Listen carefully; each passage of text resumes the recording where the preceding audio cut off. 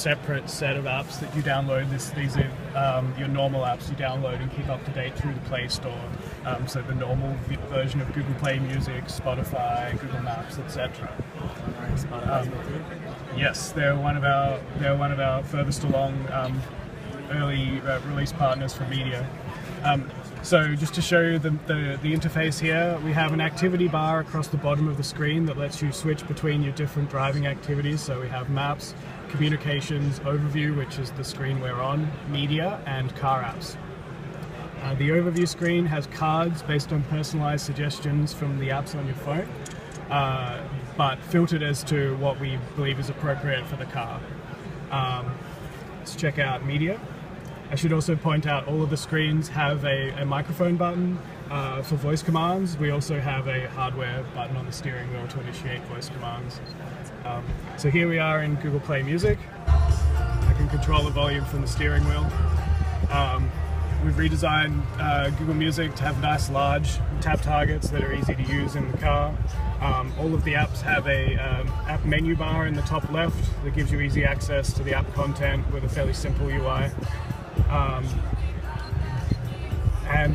If I tap again on the media, you can see some of the third-party apps that we already have.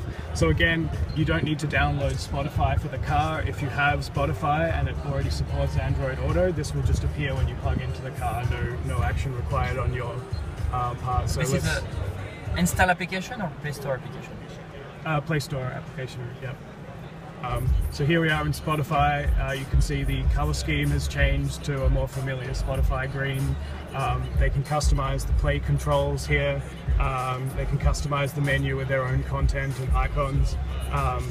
But the general layout of the screen remains familiar, and we will make sure we draw the screen appropriately based on the screen size, and even support appropriate input. This is a touchscreen car, but the Audi over there has a hardware control and a touchscreen, and so it behaves slightly differently. And that's something that developers won't have to worry about. This only took a few weeks for this list of developers to sort of get apps together. How much content and information can you show inside of those tabs, or like the areas of customization for apps? So there will be some practical limits based on driver distraction guidelines. We do not want just content to go forever. We do not want lists of infinite size. Yeah. However, you can see there's a fair bit of content already if I browse around through, say, Spotify, for example. And there would be more. This account doesn't have fully populated content here. Mm-hmm. So how do you register to your Spotify account? How do I register? What do you mean? I guess you have to access your customized service, Spotify account.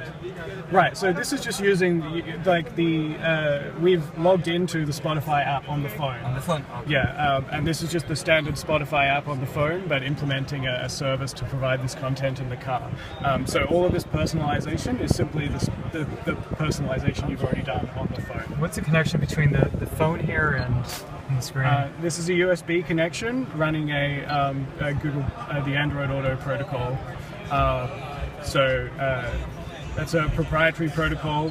Basically, what is happening is we have H.264 display and audio coming from the phone and being displayed on the screen, and touch events are serialized and sent back to the phone. So when I touch on this, we just get coordinates across the protocol to the phone. The phone realizes that I've tapped on the menu. So it really is the phone that's powering this display. The head unit is not particularly aware of what's running on the screen right now, with the exception that we very carefully negotiate video and audio focus.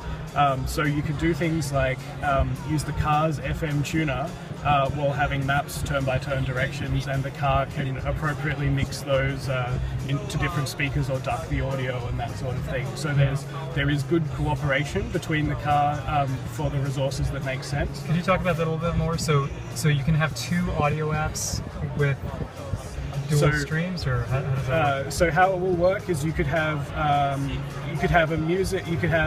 like one music app on either side. You wouldn't have two music apps playing together. Okay. So if you're listening to the FM tuner and then I come in and I then start playing something in Google Play Music, the FM tuner will stop.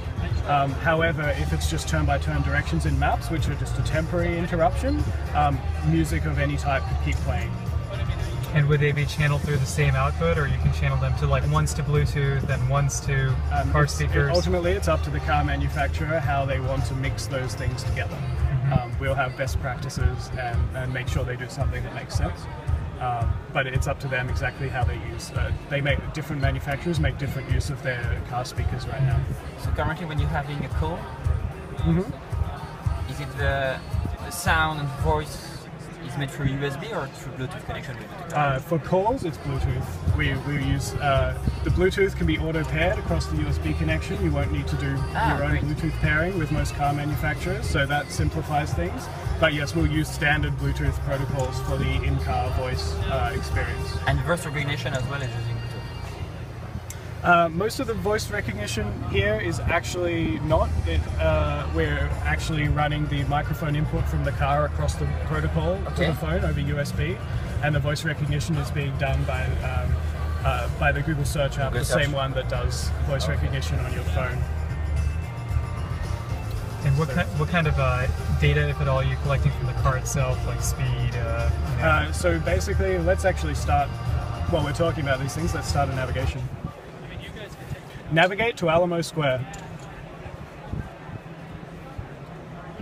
To Alamo Square, San Francisco. So here we are in Google Maps. It's been redesigned to make it nice and readable in the car. We have simulated drive right now, but out on the road, we're getting GPS, wheel speed, and compass from the car to give you a better location inside Google Maps. So GPS is from the car? Yes. It's a sensor. Yeah. So how are you? You can see notifications come down when music changes tracks while we're in Maps. What about any like push notifications and stuff would come down as well? We won't automatically show you notifications, just anyone. We don't want to sort of spam the driver with possibly irrelevant notifications on the phone. So we'll be showing notifications that we know are appropriate in the car. For the media and messaging apps, the SDK has APIs to appropriately to send the appropriate notifications, so we know this is okay to show in the car. In terms of hardware requirements for the display, because it's a 7-inch display or 9-inch maybe? This is probably a 7-inch. The displays here are all either 6 or 7-inch.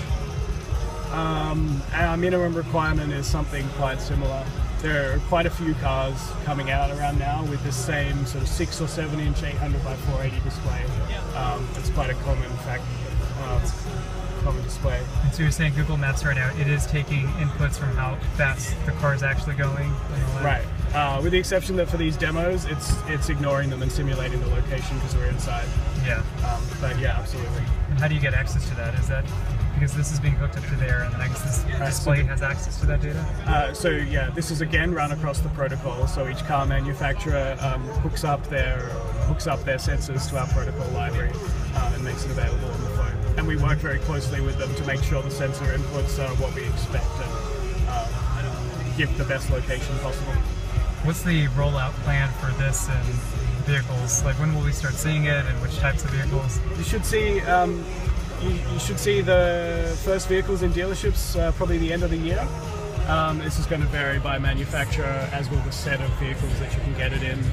You may be able to catch some of the manufacturers around. All right, thanks guys. All right, thank you. If you've got any more questions, just hit up our Q&A desk.